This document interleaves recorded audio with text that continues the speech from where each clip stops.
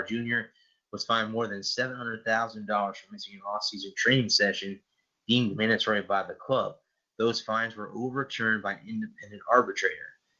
It should be noted that Jaguars players need to be at odds with Jaguars management over their rights under the CBA far more than any other player in any clubs. The NFL faces in the last 2 years, more than 25% of the grievances filed by players in the entire league have been filed against the Jacksonville Jaguars. You as a player may want to consider this when you have a chance to select your next club. So there's been some controversy there, guys, with that. And don't be surprised if David Caldwell and Doug Marrone are not relieved of their duties by the end of the season, too. The Jaguars have underperformed this year as well, so don't be surprised. Speaking of NFL coaches that are on the hot seat and could be getting that Black Monday in 2 weeks from now, when we turn the final week 17 of the NFL season, and we turn the calendar to Black Monday, we will have some, things going on here. Some coaches, Cowboys Jason Garrett, Browns Freddie Kitchens could be fired next. Here are the list of NFL coaches by the hottest on the hot seats. So again, guys, this is ranking from hot to least amount of hot. Number 1 is Pat Shurmur of the New York Giants. Jason Garrett is number 2 of the Dallas Cowboys. Freddie Kitchens is number 3 of the Cleveland Browns. Doug Marrone is number 4 of the Jags. Dan Quinn is number 5 of the Atlanta Falcons.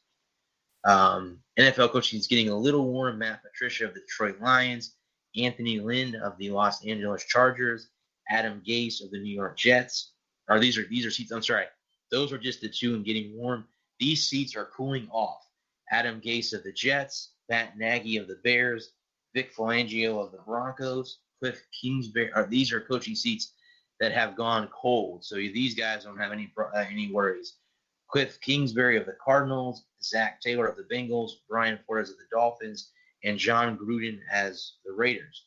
These are NHL who are just chilling. Bruce Arians of the Tampa Bay Buccaneers, Mike Vrabel of the Tennessee Titans, Frank Wright of the Indianapolis Colts, Doug Peterson of the Philadelphia Eagles, Mike Zimmer of the Minnesota Vikings, and Bill O'Brien of the Houston Texans, Matt LaFleur of the Green Bay Packers, Kyle Shanahan of the 49ers, Sean McDermott of the Bills, Sean McVay of the Rams, Pete Carroll of the Seattle Seahawks, Andy Reid of the Chiefs, Sean Payton of the Saints, Mike Tomlin of the Steelers, John Harbaugh of the Ravens, and number 30, Bill Belichick of the New England Patriots.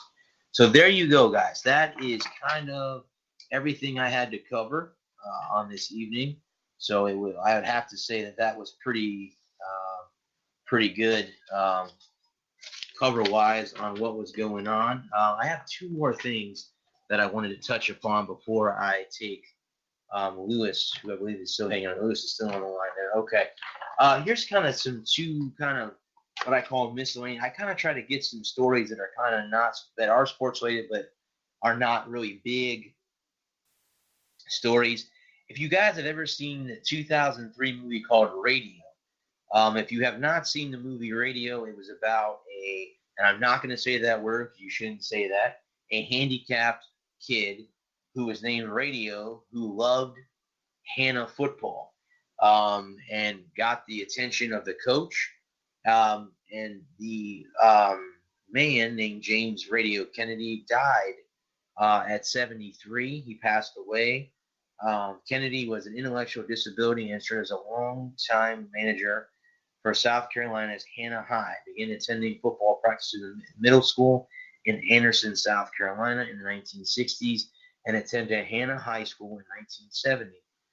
First call by Kennedy would show up to practice, usually holding a transmitter radio to his ear and pushing his belongings in a shopping cart. He liked to mimic the coaches on the sideline, gesturing and yelling at players. The school's head coach, Harold Jones, befriended Kennedy, and Jones' family helped to care for Kennedy. Kennedy attended Hannah High as an unofficial junior, working in the cafeteria, taking special education classes, and serving as an assistant coach and manager for the football team. It is sad. It is very sad for us, Jones said, on Kennedy's death. Everyone loved him at the school, and everybody that met loved him. He was just so outgoing and loved to hug you. He's an icon for what he were concerned, he added. He has been loved all over, not just in Anderson, the state, but all over the country. In 1996, Sports Illustrated Gary Smith wrote a profile on Kennedy that inspired the film that was later made about his life. When radio dies, it'll be the biggest funeral in the history of Anderson. Herb Phillips, an assistant football coach at Hannah, told Smith that in the profile, it'll be like a senator or a governor's funeral. Gonna be sad. Look like losing a family. Another assistant, Terry Honeycutt, added. So that was pretty sad, guys. But then on top of that, another kind of movie, Coach Herman Boone, who, if you remember him, was part of the T.C. Williams Titans. Remember the Titans? He also passed away at 84. If you remember the movie, he was the one that brought everyone together. Confirmed that former T.C. Williams principal John Porter Boone led the Titans to the 1971 state championship with an integrated group of players from 2 area schools. The team finished that year undefeated at 13-0. The Disney film was released in September of 2000 and grossed more than $136 million worldwide as one of the most popular football films. Boone remained with T.C. Williams until 1979 when he was fired due to allegations of player abuse and complaints by other assistants. After the film's release, Boone made many public speaking appearances. Bill Yost, the defensive coach for T.C. Williams and assistant to Boone, died in May at the age of 94. Yost coached at Francis C. Harmon High School, which was also all-white school, and then worked alongside Boone when Alexandria decided to integrate the high schools in 1971. Former T.C. Williams football captain Julius Campbell, who played for Boone, died from organ failure in January at age 65. Campbell, portrayed by Wood Harris, was one of the main characters in the film. The movie followed his friendship with linebacker Gary Bertier, and how they became instrumental to the team's success. So again, guys, kind of some sad news. Those are 2 good football movies. They're definitely high on my list as far as football movies go. Of course, I think my all-time favorite football movie is probably Rudy. That one ranks up there high with me. But I mean, as far as Remember the Titans and radio go, they're definitely, if you're a football fan and you love football movies, that's definitely one of 2 movies that I would go ahead and venture to say. But that is that, guys. So let's go ahead and bring Lewis on and bring him on. Hey, Lewis, how are you doing this evening? Thanks, Bradley, and thank you for the plug too of the show. You're very welcome. I had to. Bet sent me a link to my Facebook Messenger, and I got to listen to it at work the other day. You guys do a hell of a job on that show. I say that. Yeah, absolutely. Yeah. Then don't forget my other show too. Yes, and I haven't got a chance to listen to that one, Lewis. Send it to me on Facebook so I can listen to it, because I haven't got a chance to listen to that. All right. Yeah. Sad week, though, like we were just mentioning in the world of sports. I mean, I remember both films, actually, and that was Remember the Titans is one of my favorite sports films of all time. Mm-hmm. Not to mention killer soundtrack to go with it. Yeah, true. Yeah. And radio, yeah, I mean, that's a sad moment too. That was a very inspiring movie as well. That one, I think both of them, Lewis, both were inspirational movies because of what was going on during Remember the Titans with the whole race war thing between white and black, and then how Coach Boone was able to bring them together and kind of rally them together to win a state championship. And I remember, if I remember correctly, Gary Bertier didn't even play because he got in a car accident and was paralyzed. If I remember in the movie, he was paralyzed. He didn't even play in the championship. Or no, he did play in the championship game. He got hurt after the championship game is when it happened. So, yeah, it was that was sad. And I didn't know that, both the assistant coach and the other kid that was a big part of that team also passed away. I didn't realize that there had been that many deaths involved with that movie. Just by reading the article, I didn't even know that they had passed away either. So that's sad that kind of they're all, they've all gone away there. I remember, though, Lewis, do you ever remember seeing the Sports Illustrated article about them, about that movie? I remember seeing the cover. I caught that article. Yeah. I saw the cover, but I never, I want to say I don't think they've ever come close to winning another state championship since that year that I remember. That's my knowledge. Yeah.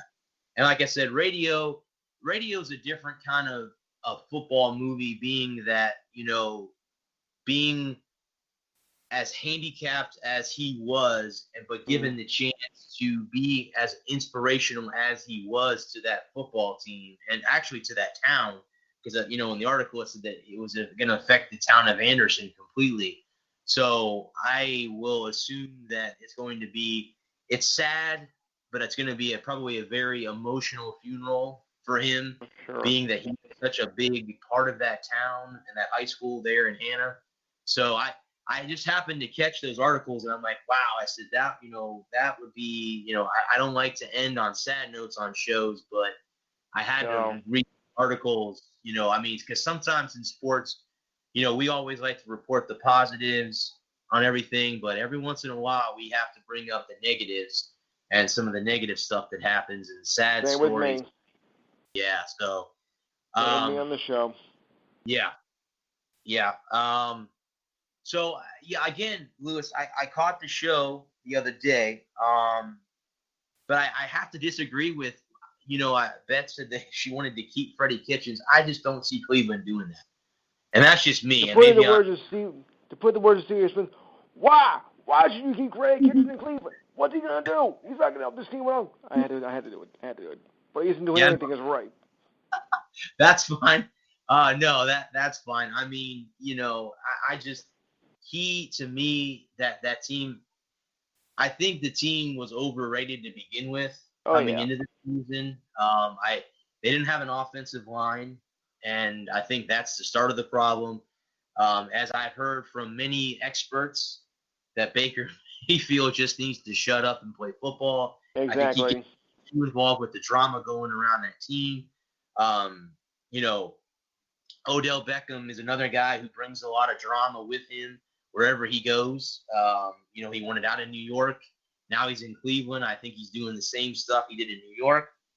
And then, of course, Jarvis Landry. Now he wants out. I think Kareem Hunt said something to the media the other day as well. So, I don't know. That team's a mess. And I don't think if you hold on to Freddie, so overhyped. Yes, and that too. I think if they hold on to Freddie Kitchens, it's going to be the same, clown show. I'm going to call it a clown show. It's going to be a clown show again next year. And it shouldn't be that way. I do call them the Cleveland Clowns, so it does make sense. Okay. I mean, the Browns fans have suffered enough. I mean, they've been so close to Super Bowls, lost to the Broncos twice. Mm-hmm. They've been so close. They had great teams, Ernest Biner, Bernie Kosar. They've had great players, play in Cleveland. Now, of course, they lost their team and had to come back. But I mean, they suffered enough, and I think this year they thought that, hey, this is the year. We got a new head coach. Baker played pretty good in his rookie season. We're gonna have we're favored. Right. We're looking to build on that, sure, of course. Correct. But the hype killed you. Well, exactly. I think they got overhyped too quickly. I think they bought into their own hype, and up come the Baltimore Ravens, who might be one of the best, or they are the best team. Let me just say not. They are one of the best teams in the league. Yes. Might be the AFC favorite to be in the Super Bowl. So I mean, yeah, and you know what? Everyone counted Pittsburgh out. I looked at it, I'm like, you know what? I think losing Antonio Brown and losing Le'Veon Bell is going to be a good thing for them. They've been hit with injury. Antonio Brown isn't even in the league, and Lev Bell hasn't done anything for the Jets this year. So, it's just weird how things happen that way where, like you said, I think they bought too much into the hype in Cleveland, honestly. Yes. I had so much high hopes for the Jets with Brown, and he didn't do anything for us. Well, to me, Lewis, from what I've been watching, I don't know if they don't. I don't think they use him. It seems like they've gotten. I mean, he's their only offensive weapon. That's it. I mean, they really don't. They lost. You guys had some injuries early on in the season. They lost some players. You guys lost some players to injury for the year. So, he's the only offensive weapon. So, of course, if teams know that, they're going to shut you down. They know, hey,